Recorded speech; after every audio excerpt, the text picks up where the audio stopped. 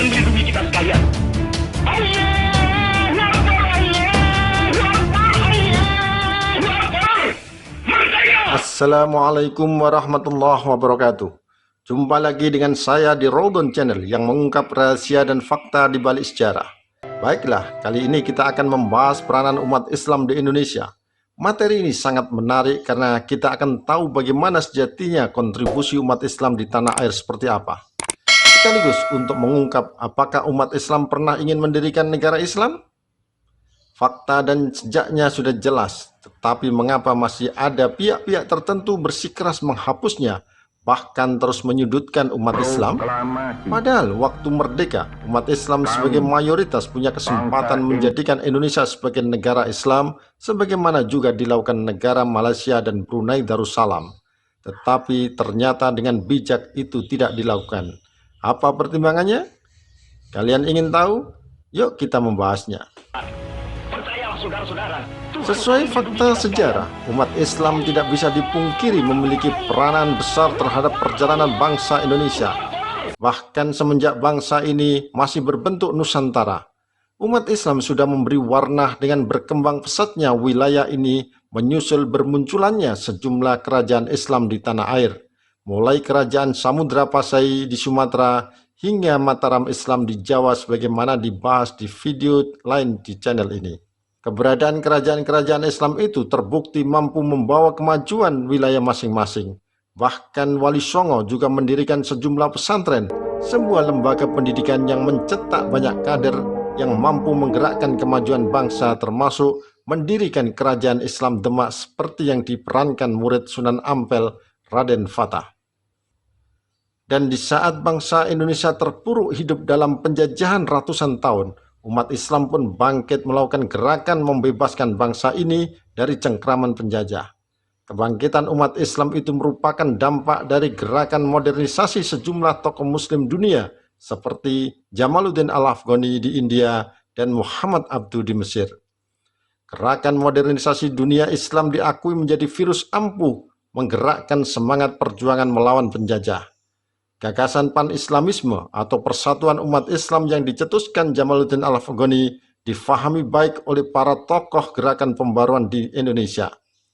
Bahkan gerakan pembaruannya tidak hanya berdampak memotivasi bangsa Indonesia untuk menghadirkan semangat baru dalam membangun pendidikan lebih dinamis sesuai tuntutan zaman, tetapi juga berpolitik. Dan akhirnya merembet lebih luas pada kebutuhan bernegara dan berbangsa dengan munculnya gerakan nasionalisme. Masyarakat pun tergerak bangkit bersatu memperkuat ukhuwah Islamiyah hingga akhirnya melahirkan kemerdekaan tanggal 17 Agustus 1945. Inilah peran nyata umat Islam terhadap bangsa dan negara ini yang tidak bisa dibantah lagi meski ada pihak yang ingin mengubur sejarah itu. Namun begitu, masih banyak pihak yang tega menyudutkan Islam dengan memberi stigma negatif seperti intoleran, radikal, dan stigma negatif lainnya hanya karena dasar benci pada agama Islam. Ironisnya, orang Islam bahkan tokoh Islam sendiri justru ikut-ikutan menyudutkan Islam. Na'udzubillah min dzalik. Padahal bila menilik fakta sejarah, umat Islam sejak awal punya peran penting terhadap kemajuan bangsa ini. Di era Hindu-Buddha misalnya, bangsa ini memang tidak dalam kondisi dijajah, namun sistem kasta ajaran Hindu membuat masyarakat tidak memiliki kesetaraan, apalagi sebagian besar bangsa merupakan kasta sudra atau kasta terendah. Namun setelah Islam datang, bangsa ini menikmati hak sama tanpa ada perbedaan satu sama lain dan mendapatkan kebebasan. Bahkan umat Islam menunjukkan sikap sangat toleran pada penganut agama lain, tidak ada paksaan dalam beragama. Namun setelah penjajah Portugis datang menjajah tahun 1511 Masehi dilanjutkan Belanda, kondisi bangsa ini terpuruk. Bangsa ini dijajah dan ditindas. Itulah gambaran nasib bangsa ini kala itu. Dan praktek penjajahan tersebut bukan hanya terjadi 1-2 tahun, tetapi berlangsung hingga 350 tahun lamanya. Selama ratusan tahun itu, bangsa ini ditindas dan terpuruk akibat invasi militer, politik, kultural, dan intelektual, bahkan agama. Apalagi mereka menjajah memiliki 93G, yakni Gaul, glory, dan gospel. Akibatnya, bangsa Indonesia bukan hanya dikuras kekayaannya, tetapi juga dikuasai secara politik dan intelektual tanpa daya. Tak hanya itu, penjajah juga menyebarkan agama Kristen kepada bangsa Indonesia. Dari penjajah itulah bangsa Indonesia mengenal agama Kristen. Sungguh miris memang melihat nasib bangsa ini harus mengalami penjajahan dan penindasan hingga ratusan tahun. Umat Islam sejak awal sebenarnya sudah mencoba bangkit melawan penjajah. Beberapa peristiwa peperangan seperti Perang Cirebon, Perang Diponegoro, Perang Badri, dan Perang Aceh merupakan bukti perjuangan para santri dan ulama. Namun semuanya masih gagal kala itu. Dan setelah lama diam, para tokoh dan ulama mulai tergerak lagi untuk bangkit. Kesadaran untuk bangkit muncul lagi setelah terjadi gerakan modernisasi dunia Islam. Gagasan pembaruan Islam cepat ditangkap karena umat Islam Indonesia punya kegiatan rutin tahunan ibadah haji ke Mekah dan tinggal di luar negeri. Dari sarana itu, akhirnya terjadi interaksi intensif dengan para tokoh pembaru Islam dunia yang sudah menggaungkan modernisasi sejak abad ke-19 Masehi. Gerakan modernisasi itu benar-benar menjadi virus ampuh bagi para tokoh Muslim Indonesia untuk disebarkan di tanah air, sekaligus menjadi strategi baru menghadapi penjajah. Apalagi setelah para tokoh Muslim dunia berhasil memperbarui sistem pendidikan di Universitas Al-Azhar Mesir, gaung Al-Azhar menggema di tanah air. Bangsa Indonesia pun tergugah mengubah cara pandang agar bergerak lebih maju. Perlahan tapi pasti, sistem pendidikan di Indonesia pun mengalami perubahan. Pendidikan tak hanya difokuskan pembelajaran keagamaan semata, tetapi juga dikembangkan di bidang ilmu pengetahuan umum. Dan dampaknya, gerakan pembaharuan itu bukan hanya memotivasi bangsa Indonesia untuk menghadirkan semangat baru dalam membangun pendidikan lebih dinamis sesuai tuntutan zaman, tetapi juga berpolitik. Dan akhirnya merembet lebih luas pada kebutuhan bernegara dan berbangsa dengan munculnya gerakan nasionalisme. Bangsa pun kembali bangkit melawan penjajah. Kebangkitan ini mencerminkan kesadaran bangsa Indonesia akan lahirnya kembali semangat dalam meningkatkan pembaharuan. Tak hanya di bidang pendidikan, tetapi juga sekaligus bidang politik dan sosial. Pengaruh gerakan modernisasi dunia Islam semakin terlihat di tanah air, terutama di awal abad ke-20. Puncaknya, sejumlah organisasi pergerakan Islam bermunculan, diawali dari berdirinya Jamiatul Khair tahun 1905 Masehi di Jakarta, dimotori keturunan bangsa Arab. Disusul Kiai Haji Samanhudi, pengusaha batik Muslim asal Surakarta, mendirikan Syarikat Dagang Islam tahun 1905 Masehi sepulang dari haji di kota Mekah. Dan harus kita akui secara jujur, peran keturunan Arab memang tidak sedikit dalam berdirinya negara ini dari awal. Kedua organisasi itu memulai melakukan gerakan lebih dulu, bahkan sebelum organisasi Budi Utomo berdiri tahun 1908 Masehi. Jamiatul Khair konsentrasi pada pendidikan, sementara fokus gerakan SDI pada dunia perdagangan. Gerakan dua organisasi pergerakan Islam ini memberi dampak luar biasa bagi masa depan bangsa ini. Paling tidak, keberadaan kedua organisasi ini melahirkan banyak tokoh, diantaranya adalah Kiai Haji Ahmad Dahlan yang akhirnya mendirikan Muhammadiyah tahun 1912, yang sudah tidak diragukan lagi kiprahnya. Disusul Hadratus Syekh Kiai Haji Hasyim Asy'ari mendirikan Nahdlatul Ulama tahun 1926 Masehi. Juga Syekh Ahmad Surkati Al-Ansori mendirikan Al-Irsyad dan Hos Cokro Aminoto mendirikan Syarikat Islam tahun 1912 Masehi sebagai organisasi partai politik Islam pertama di tanah air. Di organisasi SI pimpinan Hos Cokro Aminoto inilah nanti akan banyak melahirkan tokoh pergerakan, termasuk Insinyur Soekarno yang nanti akan menjadi Presiden RI pertama. Hey there. Berbagai gerakan tokoh Islam itu juga yang melahirkan kesadaran perjuangan bersama dengan semangat nasionalisme tinggi untuk menyatukan perjuangan yang sebelumnya masih bersifat kedaerahan, seperti Jong Java, Jong Sumatera, Jong Ambon. Semangat persatuan itu pun diwujudkan dalam sebuah kongres pemuda pada tanggal 28 Oktober 1928 atau yang dikenal dengan Sumpah Pemuda. Para tokoh Muslim pun membentuk wadah organisasi Majelis Islam A'la Indonesia atau Miyai tahun 1937 Masehi atas prakarsa pendiri NU Hadratus Syekh Kiai Haji Hasyim Asy'ari dengan semangat persatuan umat Islam. Pada awalnya Miyai hanya dimaksudkan sebagai mediator untuk berbagai kegiatan, lalu dikembangkan sebagai wadah untuk mempersatukan umat Islam di tanah air menghadapi politik Belanda yang memecah belah umat Islam. Namun pada tahun 1943, Miyai dibubarkan penjajah Jepang yang berkuasa pada saat itu karena menganggap Miyai membahayakan bagi penjajah. Tak hanya Miyai, keberadaan Partai Serikat Islam Indonesia dan Partai Islam Indonesia juga dilarang. Sebagai gantinya, penjajah Jepang mengakomodasi umat Islam dalam wadah organisasi bernama Majelis Syuro Muslimin Indonesia atau yang kita kenal sebagai MASUMI. Organisasi ini menjadi federasi dari 4 organisasi Islam, yakni NU, Muhammadiyah, Persatuan Islam, dan Persatuan Umat Islam Indonesia.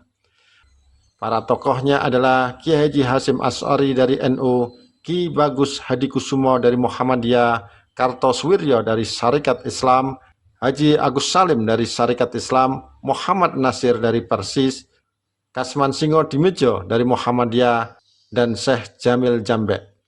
Bagi para tokoh pergerakan, wadah MASUMI bukan merupakan bentuk kekalahan umat Islam terhadap penjajah Jepang, tetapi hanyalah sebagai strategi. Dari organisasi MASUMI inilah para tokoh pergerakan melakukan konsolidasi, mengesankan diri seolah-olah tunduk pada penjajah Jepang dengan mendukung pasukan pembela tanah air atau PETA, bentukan Jepang dalam Perang Asia Timur Raya. Namun di luar itu, mereka secara diam-diam juga membentuk Laskar Hizbullah pada bulan Desember 1944 sebagai korps cadangan pasukan PETA. Beberapa perwiranya terdiri para kiai diberi tugas melatih pasukan-pasukan baru. Di antara perwira itu adalah Kiai Haji Wahib Wahab, Kiai Haji Yunus Anis, Kasman Singo Dimejo, dan Aruji Kartawinata. Maka Laskar Hizbullah secara eksplisit menjadi tentara MASUMI. Selain sebagai strategi menghadapi penjajah Jepang, kehadiran MASUMI juga menjadi bentuk kompromi kalangan umat Islam di tengah perbedaan pandangan dan golongan kala itu. Maka tak heran, MASUMI yang awalnya hanya sebagai federasi, berkembang pesat menjadi partai politik terbesar Indonesia pada zaman itu hanya dalam kurun waktu 1 tahun. Dengan berbagai strategi itu, para tokoh muslim terus bergerak berjuang merebut kemerdekaan hingga puncaknya Jepang menyerah pada sekutu setelah bom atom dijatuhkan di kota Hiroshima oleh tentara sekutu, disusul Nagasaki pada tanggal 9 Agustus 1945. Peristiwa ini memaksa Kaisar Jepang Hirohito menyerah pada tanggal 15 Agustus 1945. Kabar itu didengar golongan muda dan mendesak. Insinyur Soekarno dan Hatta memanfaatkan situasi itu untuk memproklamasikan kemerdekaan. Namun Dwi Tunggal Soekarno-Hatta menolak karena belum ada pernyataan resmi pemerintah Jepang. Dwi Tunggal Soekarno-Hatta lebih memilih menunggu janji Jepang yang akan memberikan kemerdekaan pada tanggal 24 Agustus 1945. Namun para pemuda tidak mau menunggu dan ingin mendapatkan kemerdekaan sendiri tanpa bantuan Jepang. Maka pada tanggal 10 Agustus 1945, Soekarno dan Hatta didampingi Rajiman Widyodiningrat, anggota organisasi Budi Utomo yang juga sebagai Ketua Badan Penyelidik Usaha-Usaha Persiapan Kemerdekaan Indonesia BPUPKI, diterbangkan ke Dalat Vietnam untuk bertemu dengan Marsekal Terauchi, Panglima Tentara Jepang yang bertanggung jawab atas wilayah Asia Tenggara. Sepulang dari Dalat, Soekarno-Hatta diamankan para pemuda di bawah pimpinan Soekarni, Khairul Saleh, dan Wikana, dan dibawa ke Rengas Dengklok di kawasan Jakarta Timur pada tanggal 16 Agustus 1945 yang menjadi daerah kekuasaan tentara PETA biar tidak terpengaruh Jepang. Ibu Fatmawati dan Guntur, anak Soekarno yang masih berusia 9 tahun, turut dibawa dengan harapan Dwi Tunggal segera memproklamirkan kemerdekaan Indonesia. Namun sepanjang hari tanggal 16 Agustus 1945 tidak tercapai kesepakatan apapun. Ahmad Subarjo, keturunan Aceh yang bekerja di kantor penasihat Angkatan Darat Jepang, lalu datang dan berusaha membujuk para pemuda agar melepaskan Dwi Tunggal. Akhirnya mereka bersedia melepaskan dengan jaminan Subarjo melakukan proklamasi esok harinya. Malam itu juga atas jasa Ahmad Subarjo, mereka dibantu menemui perwira militer Jepang Laksamana Tadashi Maeda di Maijidor nomor 1 Jakarta untuk membahas masalah tersebut. Maeda mau membantu karena mendapat jaminan keamanan pulang ke Jepang setelah kalah dengan sekutu. Maeda lalu mempersilahkan ketiga tokoh menemui Kepala Staf Angkatan Darat, Jenderal Moichiro Yamamoto, yang juga pemimpin pemerintah militer Jepang wilayah Hindia Belanda atau Gunsaikan untuk membahas upaya tindak lanjut. Namun Jenderal Nishimura mewakili Gunsaikan melarang segala bentuk upaya perubahan situasi. Mereka diharuskan menunggu sekutu datang terlebih dahulu. Atas sikap itu, ketiga tokoh ini melihat Jepang sudah tidak bisa diharapkan lagi. Maka anggota Panitia Persiapan Keamanan Indonesia PPKI yang menginap di Hotel Des Indes segera dikawal Soekarni dan kawan-kawannya menuju rumah Laksamana Maeda.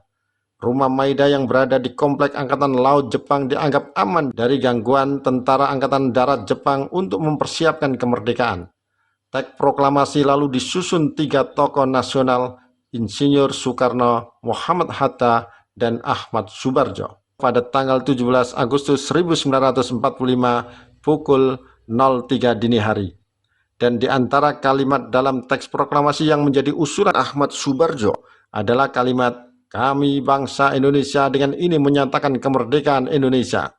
Naskah proklamasi itu dirumuskan ketika tokoh tersebut di ruang makan Laksamana Maeda.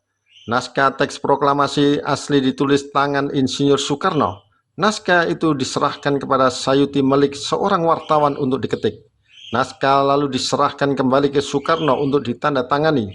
Sementara situasi di luar sangat tegang karena tentara Jepang dari Angkatan Darat masih mencoba menggagalkan rencana proklamasi kemerdekaan RI, termasuk memblokade akses jalan menuju lapangan Ikada di kawasan Gambir, Jakarta, yang rencananya akan dipakai sebagai tempat proklamasi. Di tengah ketegangan itu, seorang saudagar Muslim keturunan Arab Indonesia bernama Farad bin Said bin Awad Marta atau yang lebih dikenal sebagai Farad Marta rela menghibahkan rumahnya di Jalan Pegangsaan Timur nomor 56 untuk kepentingan kemerdekaan RI.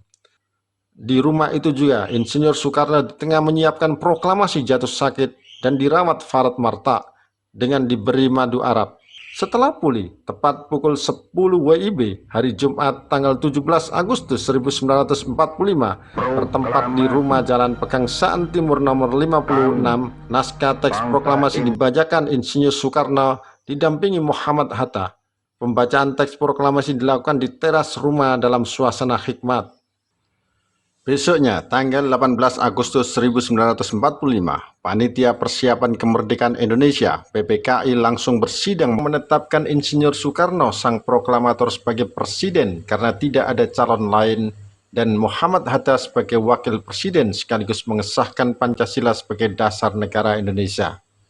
Istilah Pancasila sendiri diperkenalkan pertama kali oleh Insinyur Soekarno dalam sidang BPU PKI tanggal 1 Juni 1945.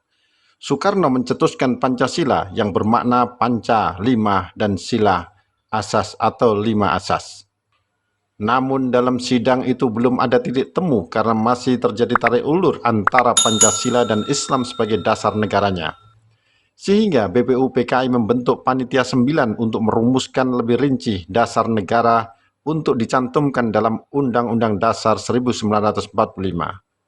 Panitia 9 dipimpin Insinyur Soekarno sebagai ketua dan Muhammad Hatta sebagai wakil ketua dengan anggota Muhammad Yamin, Ahmad Subarjo, Haji Wahid Hasim, Haji Agus Salim, A.A. Maramis, Abi Kusno Cokro Sujoso, dan Abdul Kahar Mujakir. Dari 9 anggota itu, 8 diantaranya adalah tokoh muslim nasionalis. Hanya Alexander Andreas Maramis dari Manado, Sulawesi Utara beragama Kristen, sekaligus itu sebagai potret toleransi umat Islam mau mengakomodir agama lain saat itu. Dari Panitia 9 inilah nanti akan lahir rumusan Piagam Jakarta sebagai rancangan pembukaan UUD 1945 yang disahkan pada tanggal 22 Juni 1945. Piagam Jakarta merupakan hasil kompromi antara pihak Islam dengan kelompok nasionalis untuk menjembatani perbedaan antara agama dan negara. Para tokoh Islam meski mayoritas tidak memaksakan menjadikan Indonesia sebagai negara Islam, sebagaimana dilakukan Malaysia dan Brunei Darussalam. Piagam Jakarta mengandung 5 sila yang menjadi bagian dari ideologi Pancasila. Pada sila pertama berbunyi, ketuhanan dengan kewajiban menjalankan syariat Islam bagi pemeluk-pemeluknya. Namun pada tanggal 18 Agustus 1945, Muhammad Hatta menyampaikan perubahan sila itu, menghapus 7 kata, yakni kata dengan kewajiban menjalankan syariat Islam bagi pemeluk-pemeluknya di sidang PPKI, sehingga sila pertama berubah menjadi ketuhanan yang Maha Esa. Alasan sila ke-1 dasar negara ini di Piagam Jakarta diubah adalah demi persatuan serta kesatuan bangsa Indonesia. Apa yang dipertontonkan para tokoh muslim kala itu sungguh luar biasa, yang memiliki sikap toleransi dan akomodatif di tengah keberagaman bangsa Indonesia meski dalam posisi mayoritas.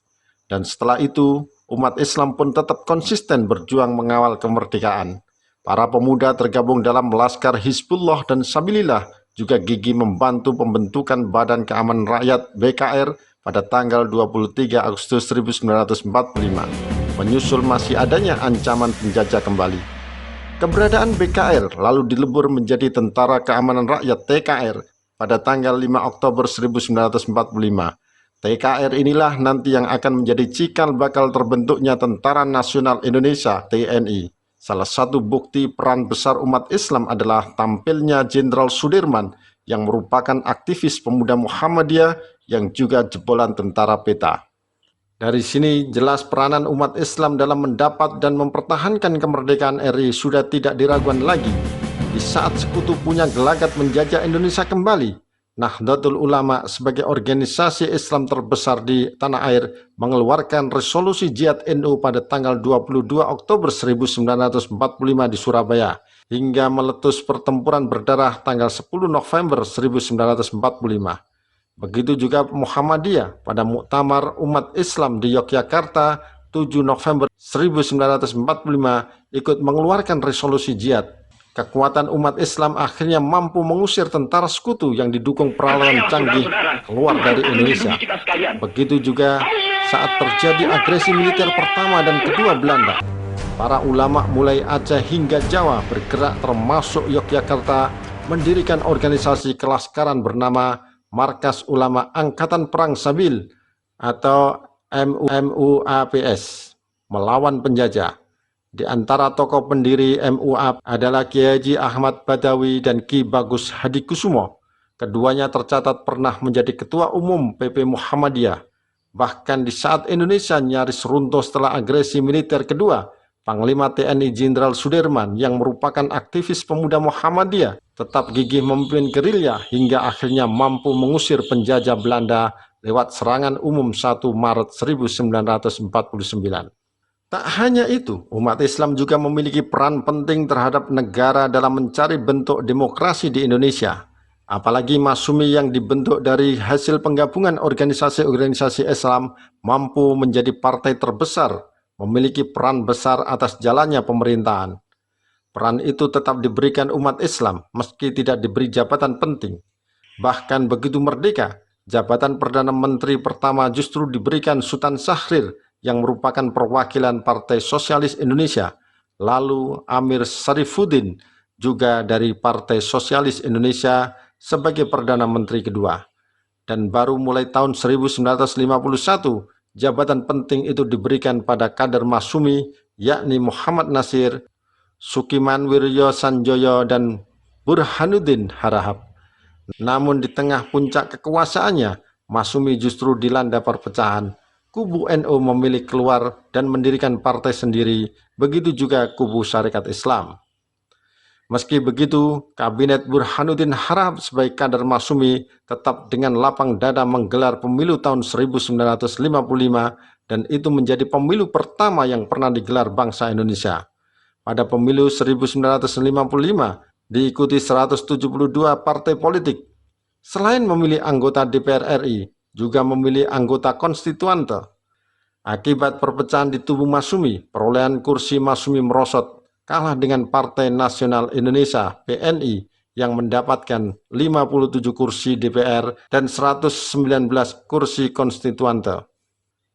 sementara Masyumi mendapat 57 kursi DPR dan 112 kursi konstituante. Disusul Partai NU, Partai Komunis Indonesia, dan Partai Serikat Islam Indonesia. Sesuai hasil pemilu itu, konstituante yang ditugasi menyusun konstitusi negara mulai bersidang pada tanggal 10 November 1956 dengan tujuan menyusun Undang-Undang Dasar baru menggantikan Undang-Undang Dasar sementara tahun 1950. Namun hingga tahun 1959, konstituante belum berhasil menyelesaikan tugasnya karena terjadi perbedaan pendapat tajam. Salah satu isu paling kontroversial adalah tentang dasar negara. Apakah harus tetap menggunakan Pancasila atau diganti Islam sebagaimana Piagam Jakarta? Perdebatan itu menimbulkan kebuntuan dan ketegangan berkepanjangan sehingga menghambat proses pembahasan Undang-Undang Dasar baru.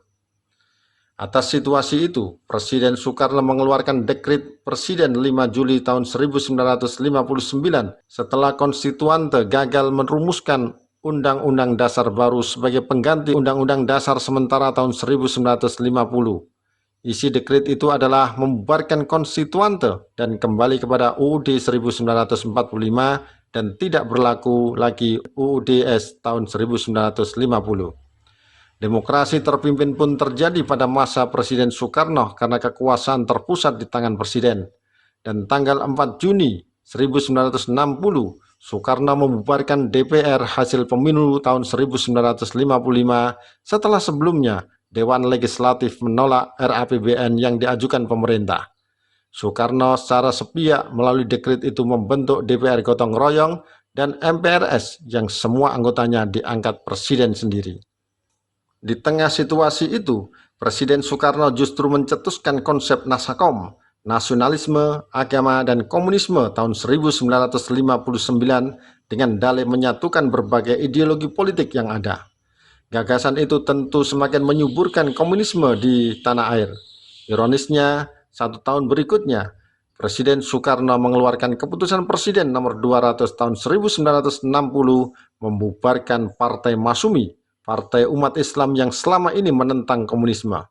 Partai Masyumi dituduh mendukung pemberontakan Pemerintah Revolusioner Republik Indonesia PRRI, padahal faktanya tidak. Maka mulai tahun 1960 sampai 1965, situasi negara dalam keadaan tegang akibat adanya iklim antagonis dalam masyarakat. Polarisasi Nasakom yang dicetuskan Soekarno tentu menciptakan benturan antara kekuatan. Ironisnya, benturan tersebut banyak menghantam umat Islam. Dan ironisnya lagi, justru kelompok komunislah yang ingin melakukan kudeta melalui gerakan 30 September PKI tahun 1965. Maka umat Islam membentuk keanggotaan Komando Kesiapsiagaan dan Generasi Muda Islam GEMUIS. Selain itu, organisasi-organisasi Islam menggalang kekuatan. NU mendirikan Banser, sementara Muhammadiyah membentuk Kokam, adapun PI membentuk Brigade Pelajar Islam Indonesia, dan kalangan mahasiswa mendirikan Korba, Himpunan Mahasiswa Islam, sebagai kekuatan menghadapi pemberontakan PKI tahun 1965. Dan alhamdulillah, kekuatan PKI yang anti Tuhan itu pun akhirnya dibubarkan sebagai partai terlarang setelah melakukan gerakan 30 SPKI tahun 1965, disusul berakhirnya Orde Lama pimpinan Soekarno. Berganti Orde Baru di bawah pimpinan Soeharto. Bagaimana kelanjutan peran dan nasib umat Islam? Akankah umat Islam bisa kembali jaya? Ataukah justru semakin terpuruk di era Orde Baru dan era reformasi? Dan mengapa partai-partai berbasis Islam terpuruk dan kalah dengan partai berbasis dukungan nasionalis? Apa ini pertanda Islam sudah melemah di Indonesia? Ikuti video selanjutnya. Demikian kisahnya. Semoga bermanfaat. Wassalamualaikum warahmatullahi wabarakatuh.